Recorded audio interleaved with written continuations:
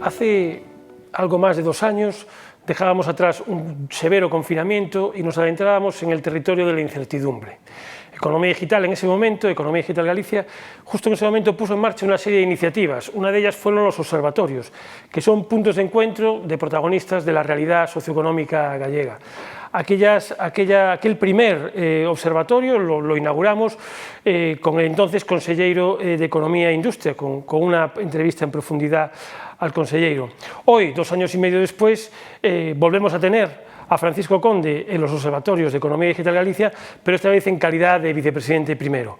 Son muchos los asuntos a tratar: fondos Next Generation, la salida de la crisis de la pandemia cuando ahora tenemos encima un proceso inflacionario complicado, la crisis, ese gran dilema entre la crisis industrial o la crisis de determinadas o grandes industrias en Galicia, la transición energética en la que nos encontramos, casi cortocircuitada precisamente por un problema energético que se está viendo en el gas, pero en el consumo y la factura de la luz al final de todos los ciudadanos.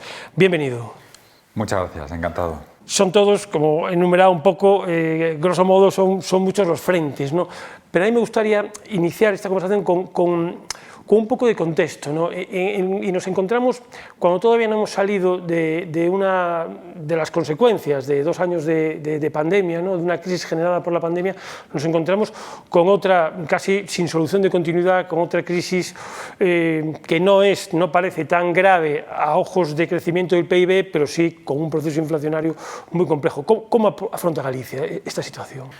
Bueno, pues efectivamente estamos ante una situación en la que había décadas en las que realmente las economías no estábamos acostumbrados a vivir, que es un shock de oferta que claramente está centrado en esa situación inflacionista y que está estresando de alguna forma los mercados, está estresando las economías y por lo tanto se requiere tomar decisiones para poder atajar esta situación que está generando una pérdida de poder adquisitivo en las familias y que está generando también una pérdida de competitividad desde el punto de vista empresarial, no solo en el ámbito nacional y europeo, sino también desde la perspectiva internacional.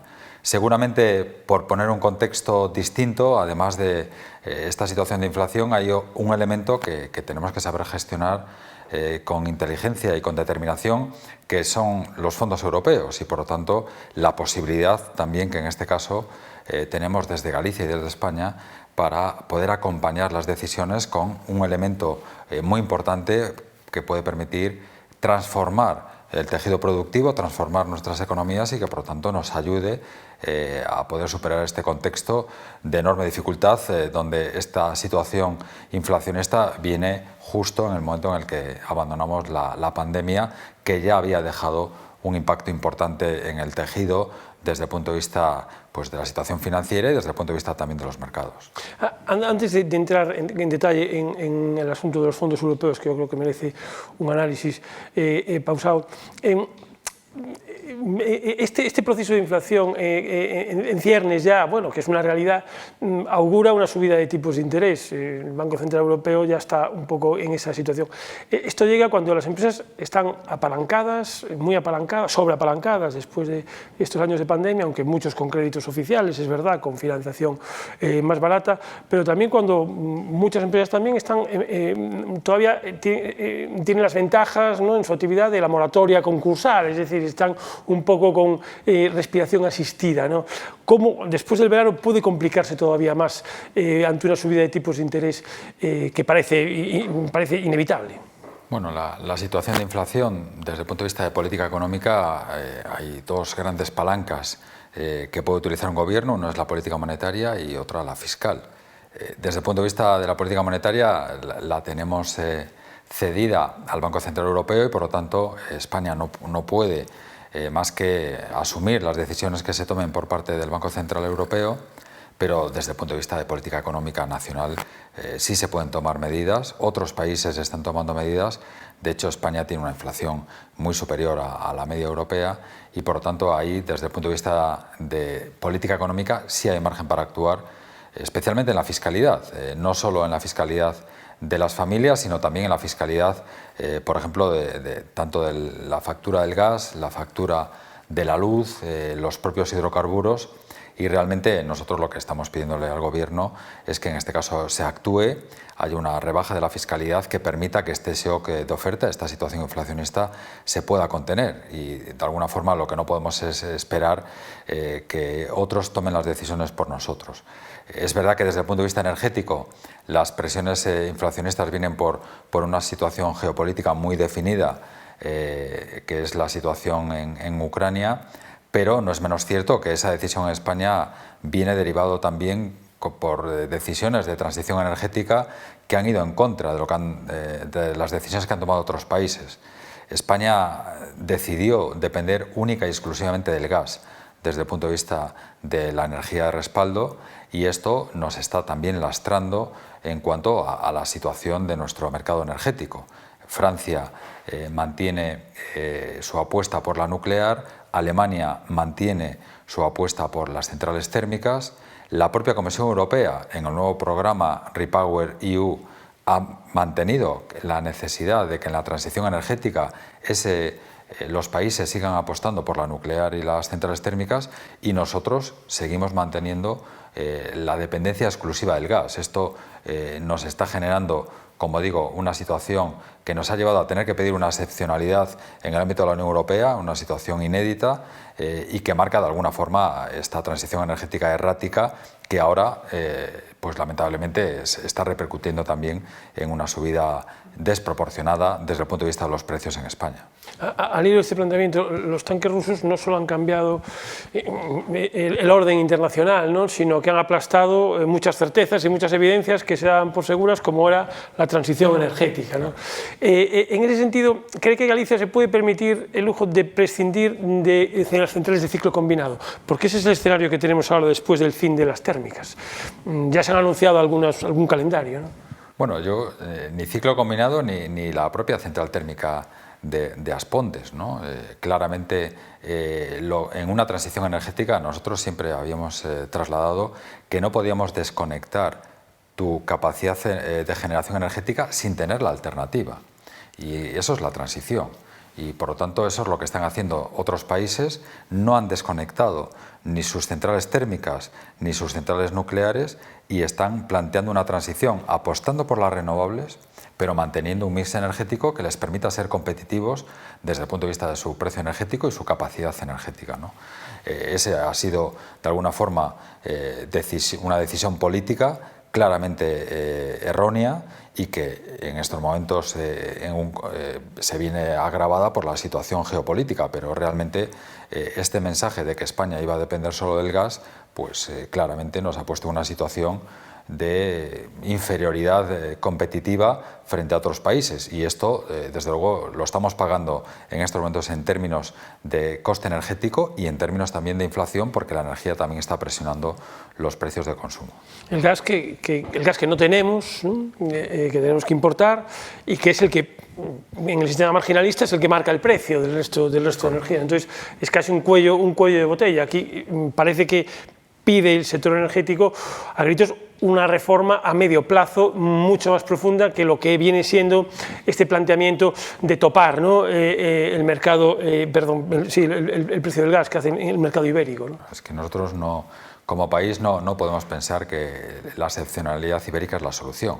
La excepcionalidad ibérica es la constatación de una política energética errática y errónea, y por lo tanto tenemos que tomar decisiones como país y saber que nuestra política energética tiene que anticiparse.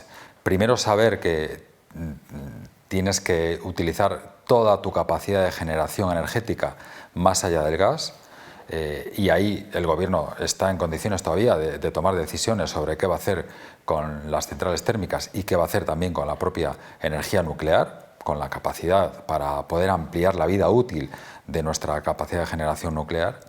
Y por lo tanto creo que en ese contexto estas medidas hay que acompañarlas con la apuesta por las renovables.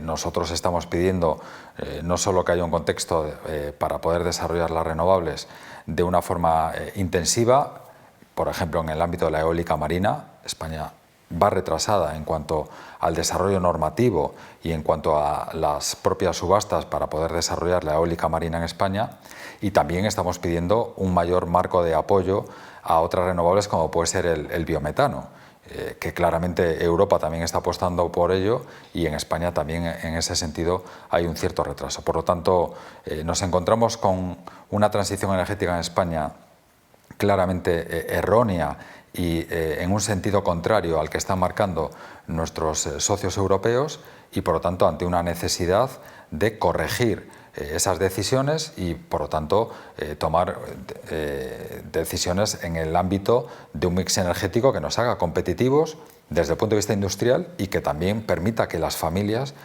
no se vean lastradas con precios energéticos más elevados que nuestros socios comunitarios. ¿Y cree que hay margen de reversibilidad en ese camino emprendido de transición energética? Bueno, habida cuenta de lo que está sucediendo ahora mismo, que no tiene nada que ver con lo que pasó o con el escenario que teníamos, el escenario energético que teníamos hace 2 años, 3 años, sin ir más lejos. Bueno, yo creo que en el corto plazo la Comisión Europea nos ha marcado el camino, ¿no?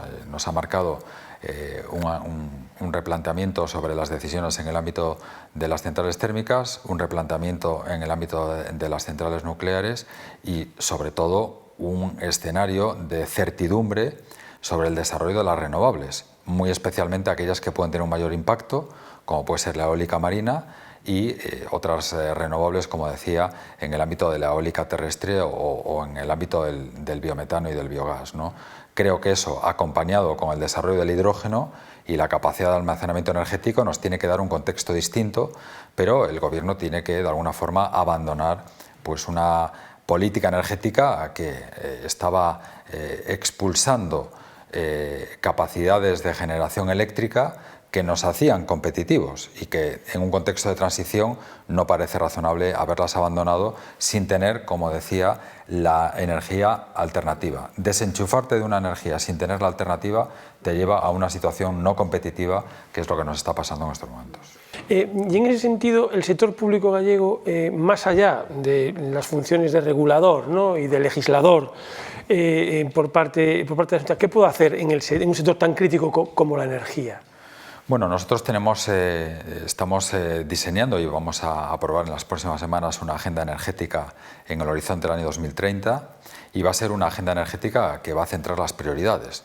Unas prioridades primero para desarrollar nuestro potencial renovable y por lo tanto claramente seguir avanzando en un desarrollo eólico que sea garantista desde el punto de vista medioambiental, pero que sea compatible con la reducción de los precios energéticos y también con el desarrollo de nuevas tecnologías como puede ser el hidrógeno y como puede ser también la eólica marina. Nos parece que en Galicia tiene una enorme oportunidad para posicionarse desde el punto de vista de las energías renovables y creo que Galicia tiene que estar preparada y en ese sentido vamos a orientar esta agenda energética con inversiones públicas de más de 600 millones de euros que, ya digo, tienen que permitir que Galicia marque ese liderazgo desde el punto de vista de desarrollo renovable.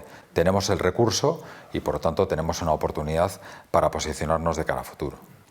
En ese sentido, Reganosa, que está participada por la Xunta, puede jugar un papel más allá del que representa actualmente, como por ejemplo estar llamada a convertirse en un operador energético. Bueno, claramente Reganosa está jugando un papel absolutamente protagonista en esta nueva transición energética desde la perspectiva de Galicia, no solo con su posicionamiento en el ámbito del gas, sino también impulsando los nuevos proyectos que le van a permitir a Galicia realmente tener ese protagonismo.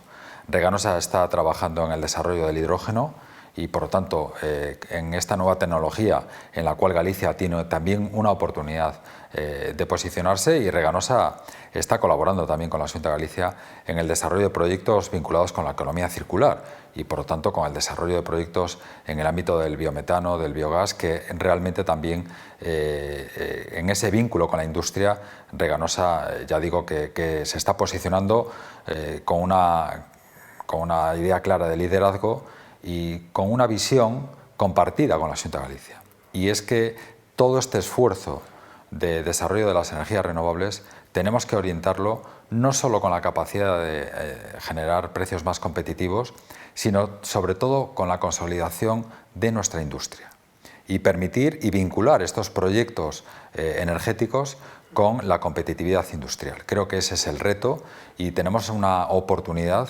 para que a través de las renovables, de la eólica marina, el biogás, el hidrógeno, realmente estén focalizados en la industria y en ofrecerle a nuestra industria precios competitivos para que realmente podamos consolidar un tejido industrial vinculado también con las energías renovables. Es una oportunidad y ya digo, Reganosa está asumiendo ese liderazgo y creo que con toda la visión y sobre todo con todo el apoyo al Gobierno y a la Xunta de Galicia.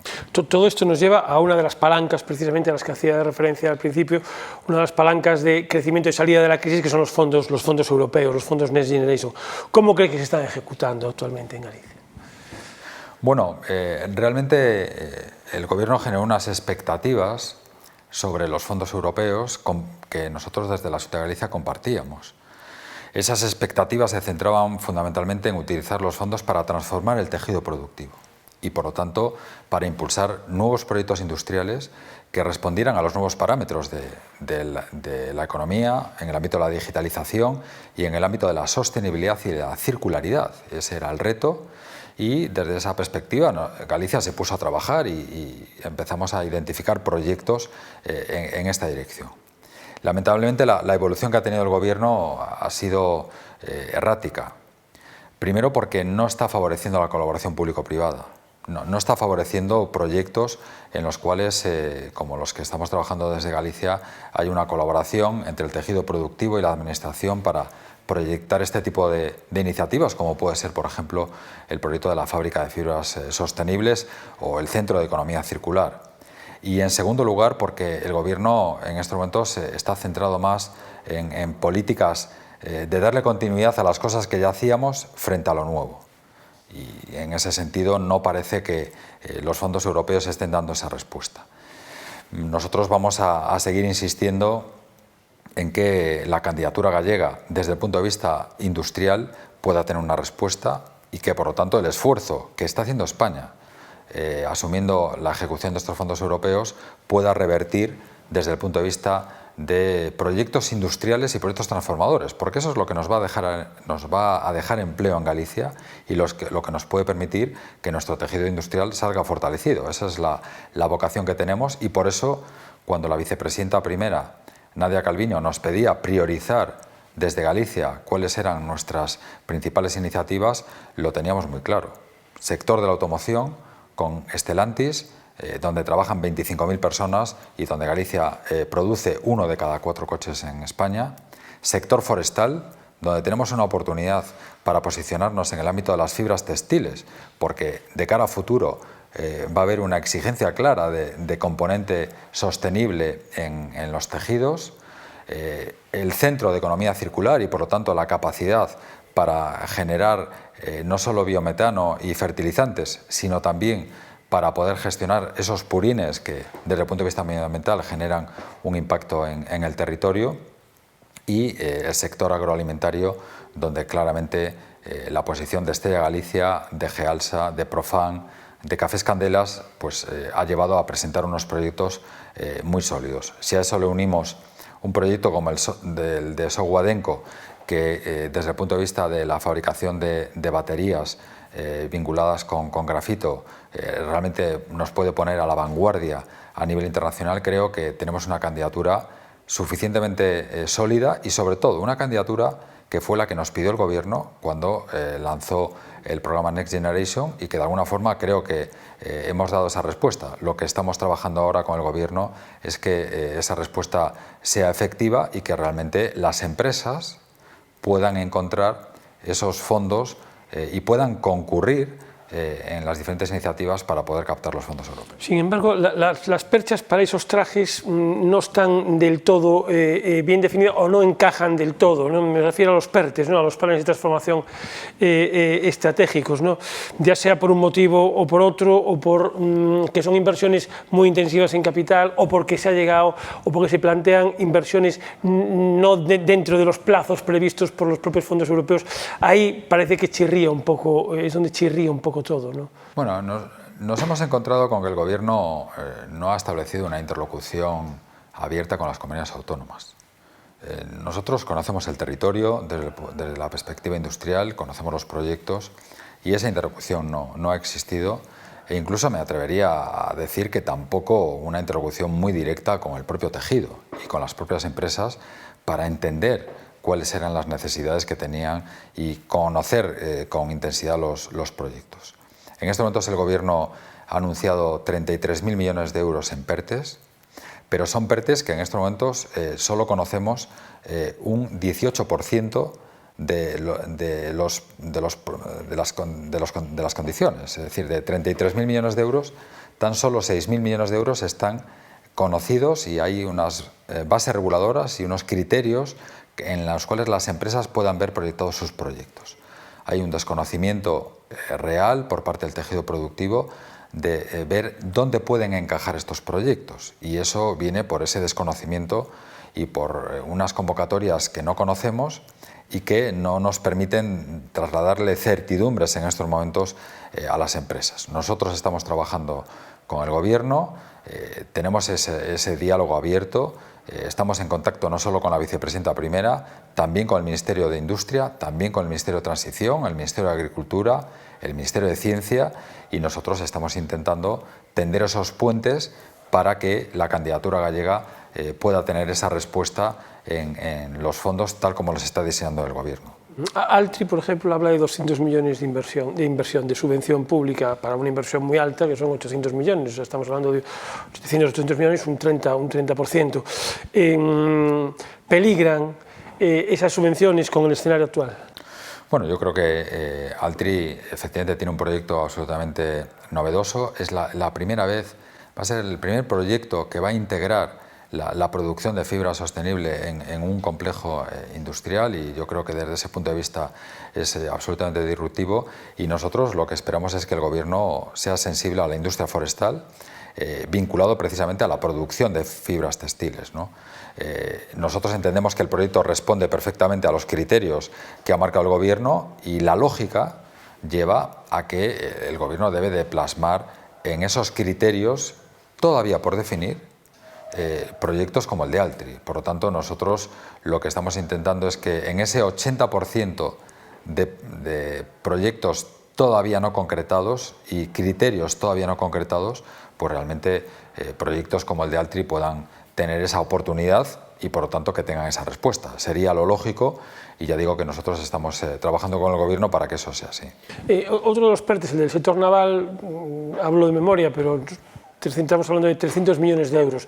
Ese es el coste de 2 metaneros, de la construcción de 2 metaneros, y ese es el PERTE para todo el sector naval español, no solo para el gallego, ¿no? A veces parece que desde Madrid las cosas no se ven tan claras como se pueden ver desde la Ría de Vigo o desde aquí de Santiago, ¿no? Sí, de alguna forma toda la política de fondos europeos, y sobre todo desde el punto de vista industrial, ¿no? Parece que el Gobierno está utilizando los fondos como una vía para recentralizar políticas, ¿no? Cuando realmente pues, la política industrial está descentralizada y somos las comunidades autónomas las que conocemos el territorio, ¿no?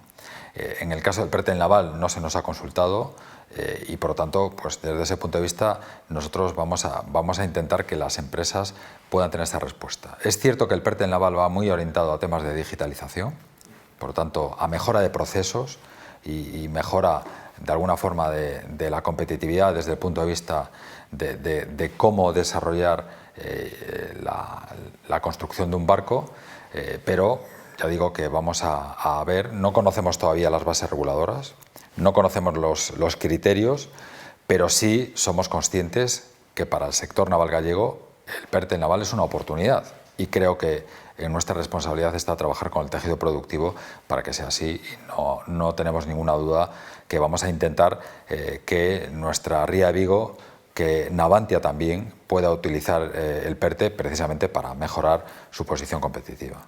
En la reciente visita de la vicepresidenta primera del Gobierno, Nadia Calviño, dejó más sombras que luces, en el sentido de que no clarificó demasiadas cuestiones, pero sí, y además abundó en algo que generó cierta incertidumbre, como fue el apoyo a partir de 2023 a determinados proyectos vía créditos. Es decir, ya no estaba hablando de ayudas directas, sino que hablaba de créditos, es decir, de financiación que puede ser deuda pública, ¿no? Que puede engordar, quiero decir, la deuda pública. Eso tampoco pinta demasiado bien. No sé. Bueno, los fondos los tenemos que devolver. Yo creo que esto es un tema muy importante que tenemos que ser muy conscientes, y por lo tanto tenemos una responsabilidad de ejecutarlos bien y de identificar bien los proyectos.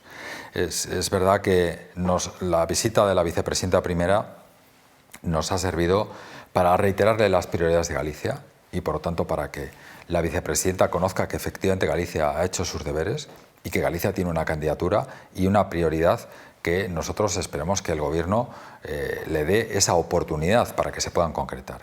Y al mismo tiempo la vicepresidenta traía en agenda el diseño de la nueva adenda que tiene que hacer el Gobierno para poder disponer de estos 70.000 millones de euros en préstamos, que lógicamente pueden ser también una vía importante para apoyar determinados proyectos. A nosotros se nos ha pedido que hagamos aportaciones, las haremos.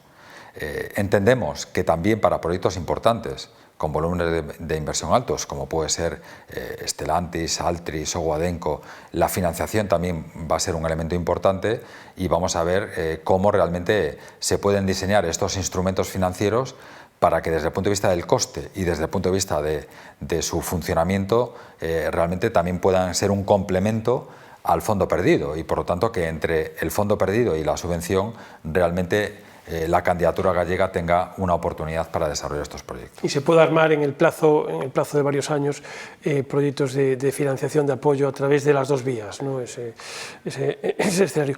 Pasando un poco, hablaba del sector industrial, ¿no? El presidente de la patronal habla mucho de la reindustrialización de Galicia, ¿no? Y a su vez hay quien habla de crisis industrial, pero también quien habla de crisis de determinadas industrias, o de industrias pues a lo mejor muy maduras, o a lo mejor muy intensivas en mano de obra, es decir, que son casi predominantes en sus comarcas, en sus hinterland, y son determinantes. Bueno, tenemos los casos recientes. ¿Con qué se queda? Bueno, yo me quedo con un análisis intermedio, ¿no? Galicia no tiene una crisis industrial.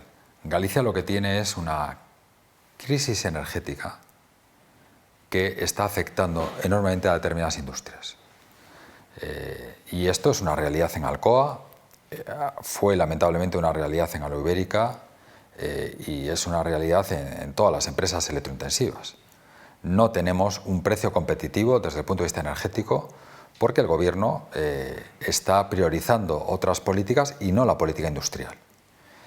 Y eso necesariamente lleva a que es verdad que tenemos que potenciar las energías renovables y tenemos que potenciar el vincular el desarrollo de las renovables con la industria, pero nosotros al Gobierno lo que le estamos pidiendo es tiempo, porque las empresas necesitan tiempo para incorporar esas energías renovables. Y a partir de ahí hay otro elemento complementario, y es todas las oportunidades que se abren en este nuevo contexto de sostenibilidad, de economía circular y de digitalización. Y ahí es donde Galicia se quiere posicionar. Nos estamos posicionando con la movilidad sostenible, con la producción del vehículo eléctrico por parte de Stellantis, nos estamos posicionando con esta fábrica de fibras textiles, nos estamos posicionando también en un sector muy importante como es el de la biotecnología, y por lo tanto el desarrollo de nuevos fármacos, donde Galicia es absolutamente pionera, o nos estamos posicionando en sectores como el aeronáutico a través de los aviones no tripulados en el Polo de Rozas, que realmente estamos a la vanguardia desde el punto de vista del desarrollo del sector aeronáutico. Por lo tanto, Galicia lo que tiene es una doble oportunidad. Primero, tenemos que salvaguardar nuestra capacidad industrial, y eso está muy vinculado con el precio energético. Y en segundo lugar, tenemos que impulsar nuevos proyectos que nos permitan que haya nuevas inversiones y que también las que tenemos entren en este nuevo concepto de circularidad, de sostenibilidad y de digitalización. Tenemos ejemplos claros como Gealsa. Gealsa está adaptando todo su proceso productivo no solo a mejorar su competitividad, sino también a introducir la circularidad y, por lo tanto, la gestión de los residuos para generar más valor. Bueno, este es un buen ejemplo de cómo sobre una industria ya consolidada como es el sector conservero podemos también generar más valor con los nuevos parámetros del tejido productivo, ¿no? Por lo tanto, a mí me gusta tener este doble complemento. Consolidemos lo que tenemos con una política energética que garantice la competitividad desde el punto de vista de los costes y promovamos nuevas inversiones que consoliden ese tejido productivo, mejorándolo, generándolo más valor con las inversiones que ya tenemos y atrayendo nuevas inversiones. Parece que encajan más los proyectos en lo que es la filosofía que plantea Bruselas de los Next Generation, ¿no?, en cuanto a lo que es la economía circular, porque están en el fondo interconectadas, ¿no? El hidrógeno, la producción de hidrógeno será el combustible para el transporte de los camiones que abastezcan a Altri, los purines también producirán energía, parece que está casi interconectado, ¿no? ¿Qué la receptividad que puede tener por parte de otros estamentos esta situación? Bueno, ahí es donde nosotros echamos en falta pues, que la ejecución de los fondos venga acompañado por una mayor colaboración público-privada, ¿no? Nosotros, cuando empezamos a trabajar en el diseño de estos fondos europeos, teníamos claro que la colaboración público-privada era el camino. Por eso constituimos una sociedad, como es la Sociedad Impulsa, que nos está permitiendo ir más rápido en la conceptualización de estos proyectos y sobre todo nos está permitiendo abrir una vía de colaboración con el sector privado para que precisamente podamos proyectar este tipo de iniciativas, ¿no? Y ahí es donde nosotros echamos en falta pues esa mayor sensibilidad. Parece que el gobierno va mucho más orientado a proyectos públicos que a proyectos industriales, y eso es una carencia que nosotros esperemos que se pueda corregir y que por lo tanto proyectos como los que estamos hablando para Galicia desde luego son una enorme oportunidad.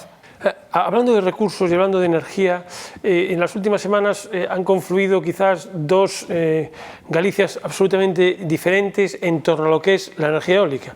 Por un lado nos hemos encontrado con una manifestación de eólicos así non, es decir, de no al desarrollo, pero a su vez, o sea, en contra de lo que se puede entender como la masificación de proyectos eólicos, pero al mismo tiempo la patronal eólica habla de parálisis, ¿no? Y dice que esto no se desarrolla y no se acaba de desarrollar. Eso parece que son dos Galicias distintas, las que viven. Bueno, incluso el Partido Socialista, que lo que quiere es desarrollar el eólico, en algunos casos sin informes medioambientales, ¿no? Como vamos a ir tan rápido que ni vamos a hacer evaluaciones ambientales, ¿no? Por lo tanto es un sí incondicionado.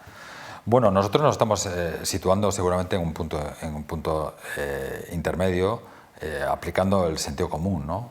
Nosotros entendemos que tenemos que potenciar las renovables, pero siendo garantistas desde el punto de vista medioambiental, desde el punto de vista del impacto en el territorio, y por lo tanto nosotros entendemos que Galicia lo que tiene que hacer es identificar qué proyectos tienen sentido y por lo tanto autorizar aquellos proyectos que cumplen con la normativa y que realmente nos pueden permitir posicionarnos desde el punto de vista eólico.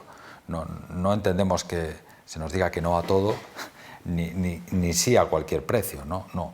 Hay una normativa medioambiental que nosotros vamos a seguir respetándola y vamos a exigir que las empresas cumplan con los impactos medioambientales, e incluso hemos tomado medidas valientes como el ampliar las distancias de los parques sobre los núcleos urbanos, ¿no? Hemos duplicado esa distancia en los nuevos parques porque entendíamos que era una necesidad también para garantizar ese impacto paisajístico, ¿no?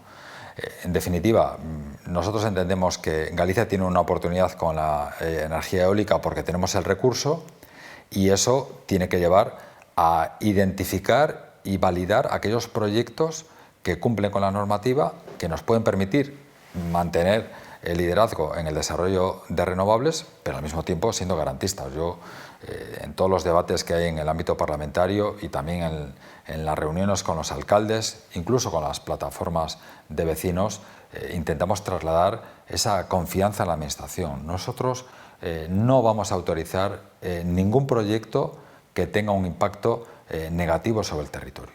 Y eso creo que es un tema importante. Por lo tanto, ni nos situamos con el no a todo, ni nos situamos en el sí a cualquier precio. Yo creo que una administración responsable tiene que saber dónde hay las oportunidades y, sobre todo, trasladar esa confianza a los vecinos, porque esto también es un tema importante.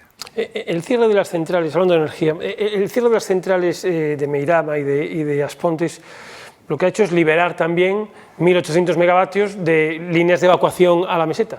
Y parece que ahí hay una guerra soterrada entre las empresas. La eólica marina se está colocando donde hay recursos, pero también donde hay esas líneas de evacuación. Eso depende del gobierno. ¿La Xunta qué tiene que decir en este sentido? Bueno, sobre todo que esas líneas, cuando se establezcan los concursos, que intenten ser sensibles con las zonas en las cuales se genera un impacto muy importante desde el punto de vista de la pérdida de empleo. Y por lo tanto nosotros lo que les estamos pidiendo es que en esos concursos de capacidad que se tienen que convocar tanto en Aspontes como en Meirama, pues haya esa sensibilidad desde el punto de vista del efecto negativo que ha supuesto el cierre de las centrales. Eso sí, la Xunta de Galicia no va a defender desarrollar proyectos que puedan tener un impacto negativo sobre el territorio y, por lo tanto, si hay proyectos eólicos que no cumplen con la normativa, por mucho que haya evacuación, nosotros no vamos a apoyar esos proyectos. Nosotros apoyaremos aquellos proyectos que cumplen y que permiten el desarrollo de energías renovables, y yo creo que esa va a ser la garantía que le vamos a dar a las empresas, pero también a los ciudadanos. Queremos seguir desarrollando energía renovable, pero lo queremos hacer cumpliendo con la normativa, garantizando el impacto medioambiental y, sobre todo, también generando riqueza, porque el eólico también genera riqueza. En Galicia la generación eólica genera 120 millones de euros al año en rentas a los propietarios y en impuestos que se recaudan y que repercuten en el territorio, como puede ser el canon eólico o todos los tributos que recaudan los concellos, ¿no? Por lo tanto, creo que a esa generación de riqueza no podemos renunciar, y tampoco podemos renunciar al efecto, como decía, sobre la industria y la capacidad que pueden tener empresas como Alcoa, como Sogua-Denko, como Ferroatlántica, de poder acceder a un precio más competitivo gracias al desarrollo de energías renovables. Creo que ahí es donde está el equilibrio. Protección medioambiental, ingresos y rentas para los propietarios y para los concellos, y al mismo tiempo energía competitiva para la industria. Creo que son argumentos muy sólidos para situarnos en la vanguardia, en la defensa de las renovables y en un desarrollo ordenado del sector. Alcoa precisamente habla, Alcoa, que va a ser potencial consumidora de recurso eólico a través de los PPAs que se están diseñando, ¿no?, de esos contratos nuevos, habla de que un precio del megavatio por encima de los 200 euros no hace viable el rearranque, el arranque otra vez de San Cibrao, ¿no? Hay tiempo para corregir esta situación, porque lo ha dicho claramente, ¿no? Bueno, tenemos tiempo, pero necesitamos la sensibilidad del Gobierno en dos sentidos, ¿no? Primero, nosotros coincidimos con el Gobierno en que es necesario desarrollar energía renovable y, por lo tanto, que Alcoa vincule su abastecimiento energético a parques eólicos. Y en eso va a contar con la colaboración del Gobierno, de la Xunta de Galicia, y Alcoa lo sabe. Pero, en segundo lugar, necesitamos que el Gobierno nos acompañe con un marco energético que nos haga competitivos frente a Francia o Alemania. Y, por lo tanto, en la medida en que ese estatuto de consumidores electrointensivos en estos momentos no da esa respuesta, pues necesitamos que el Gobierno dé un paso y modifique el marco energético, que realmente se pueda eximir las bonificaciones de peajes de transporte, se puedan retomar las subastas de interrumpibilidad y, en definitiva, lo que nosotros le pedimos al Gobierno es que ponga en igualdad de condiciones a Alcoa y a las empresas electrointensivas gallegas con sus competidores. Esa es la clave. Y, por lo tanto, para eso necesitamos desarrollar las renovables, y ahí nuestro compromiso, y, en paralelo, que ese marco energético sea competitivo. Yo pongo siempre un ejemplo. En estos momentos, la aplicación del marco energético en España supone que sobre el precio del pool, sobre el precio de mercado, el precio para las empresas electrointensivas se encarece prácticamente en 20 euros. En Francia, sobre ese mismo marco energético y sobre ese mismo precio de mercado, se disminuye en 10 euros. Y eso es normativa y impuestos que cobra el gobierno a las empresas o beneficios que no aplica a las empresas en España. Por lo tanto, el futuro de Alcoa depende de dos factores: el desarrollo de renovables y un marco energético del gobierno que sea competitivo y que nos ponga en igualdad de condiciones con respecto a Francia y Alemania. Bueno, hemos tocado las renovables, hemos empezado por la inflación, hemos seguido por los fondos europeos, pero yo creo que también hemos tocado transversalmente muchísimas cuestiones que están interrelacionadas, ¿no? Es decir, la economía, la bioeconomía, la economía circular, todos los proyectos de Altri y algunos proyectos que están ahí enquistados, como el de Alcoa, que tiene sus dependencias. Yo agradezco muchísimo la presencia del vicepresidente de Primera Xunta aquí y bueno, ojalá dentro de 2 años podamos hacer otro balance y algunas de las sombras que ahora se proyectan sobre la economía gallega, bueno, pues se hayan convertido en luz. Muchísimas gracias por estar aquí. Pues muchísimas gracias, encantado. Muchas gracias.